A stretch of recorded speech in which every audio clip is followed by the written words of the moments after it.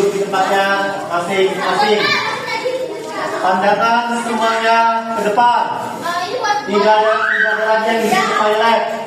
Tidak ada lagi yang izin buang sampah. Semuanya duduk di tempat masing-masing. Bagian temenin gak sopan. Hei, duduk. Tidak ada lagi yang buang sampah. Sudah ditunda dulu.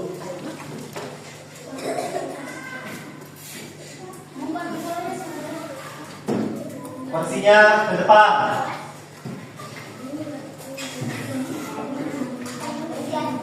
Tatapannya ke depan, tempat tulis.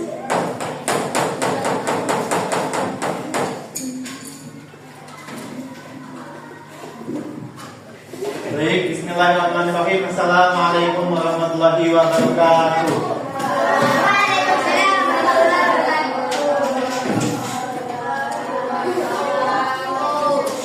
Baik, kalau misalnya gurunya itu mengucapkan salam, kita wajib untuk menjawab salam. Untuk menjawab salam itu wajib, karena isinya dari salam itu adalah doa, ya. Jadi ketika kita didoakan, maka kita harus mendoakan balik orang tersebut, ya.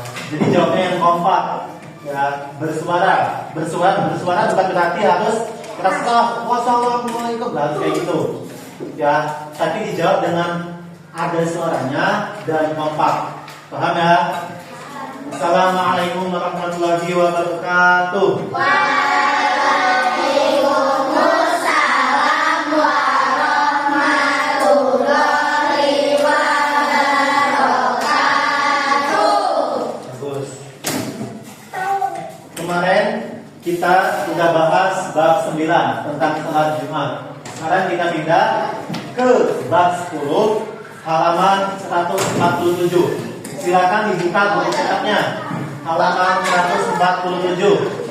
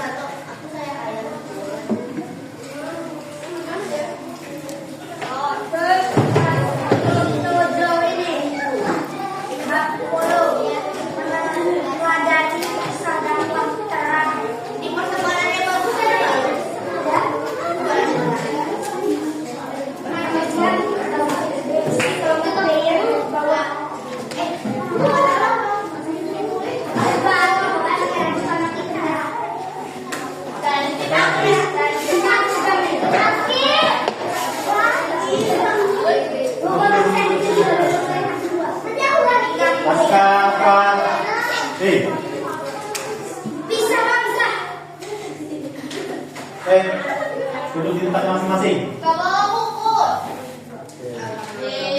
Kamu bukunya mana? Siapa namanya? Ivan.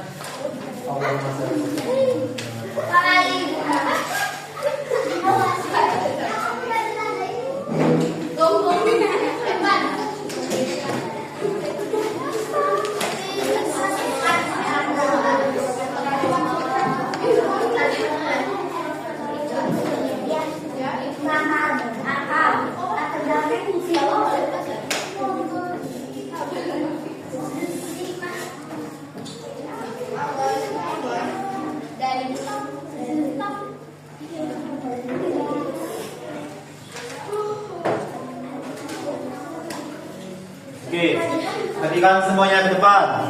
Sebelum kalian memasuki bab ini, saya minta kalian baca halaman 149, kisah inspiratif Bilal bin Rabah.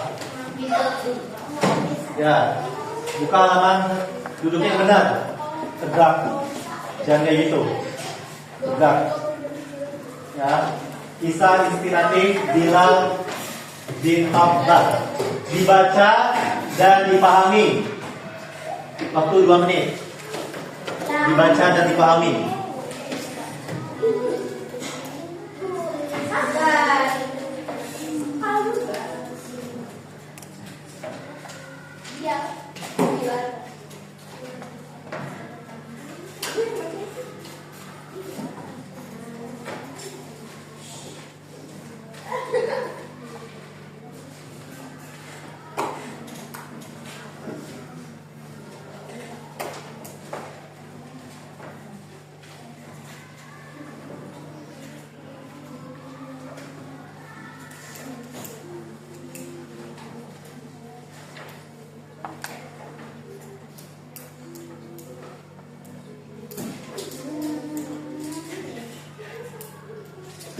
Silakan Ceng Nesa dibaca, dipahami.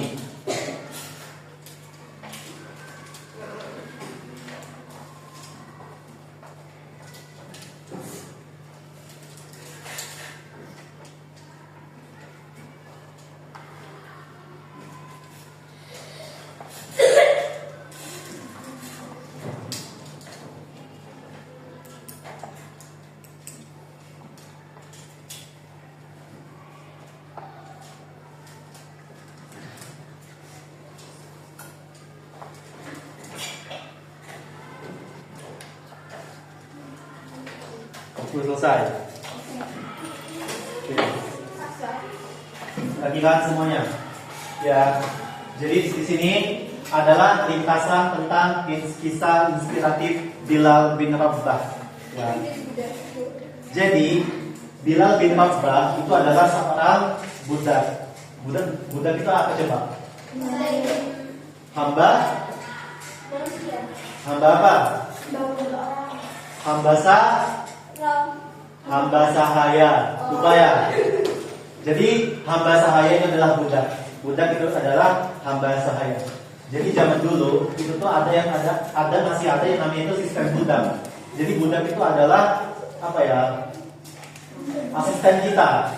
Tapi kita itu benar-benar bisa semena-mena terhadap budak kita. Ya, jadi bahasa kasarnya budak kalau zaman sekarang adalah pembantu. Ya. Tapi kalau zaman dulu budak itu benar-benar parah. Disiksa, disuruh-suruh, bahkan dizinahi. Ya. Nah, jadi pada saat itu Bilal itu adalah budak dari Umayyah bin Khalaf. Ya. Jadi Umayyah bin Khalaf itu adalah seorang yang sangat kaya raya. Beliau memiliki budak yang namanya Bilal. Ya. Jadi Bilal ini masuk Islam. Nah, Umayyah itu tuh nggak setuju karena tahu budaknya masuk Islam. Dan pada akhirnya apa? Bilal disiksa habis-habisan di tengah gurun. Paham? Nah, jadi ada seorang yang namanya itu Umayyah. Umayyah punya budak namanya Bilal. Bilal mau masuk Islam. Umayyah tadi nggak terima kalau misalnya Bilal ini masuk Islam, dan akhirnya Bilal ini disiksa. Dan kemudian ada sahabat Rasulullah yang kaya raya. Siapa yang membebaskan Bilal dari Abu Bakar? Jadi sistemnya itu bisa dibeli. Budak ini bisa dibeli. Jadi ketika Bilal udah dibeli sama siapa? Abu Bakar, maka Bilal bebas dari siksaan Umayyah karena udah dibeli sama Abu Bakar. Jadi Bilal ini dimerdekakan. Jadi seorang budak itu bisa merdeka kalau dibeli. Paham? Paham nggak? Ada yang belum paham? Ada budak nih, misalnya Akram punya pembantu. Nah, Akram punya pembantu di rumah gitu kan. Nah, Kak Gumay mau membeli pembantunya Akram. Nah, kayak gitu sistemnya. Jadi nanti pembantunya Akram nggak jadi pembantu lagi, jadi orang biasa. Paham? Paham nggak? Ya bebas, mau jadi pembantunya Kak Gumay juga nggak apa-apa, boleh. Tapi kalau mau dibebaskan juga boleh. Itu namanya budak. Ya, jadi setelah Abu Bakar membeli Bilal itu dibebaskan sehingga dia menjadi manusia merdeka, bukan lagi budak. Jadi di zaman dulu itu masih ada yang namanya itu sistem kasta. Kalau kasta itu derajat, paham ya? Kalau di Indonesia mungkin kayak anak raja, terus ada rakyat biasa kayak gitu. Kalau zaman dulu ya kayak gini. Nah, ini latar belakang ya. Apa yang wajib kita teladani dari Bilal bin Rabah? Ada yang tahu?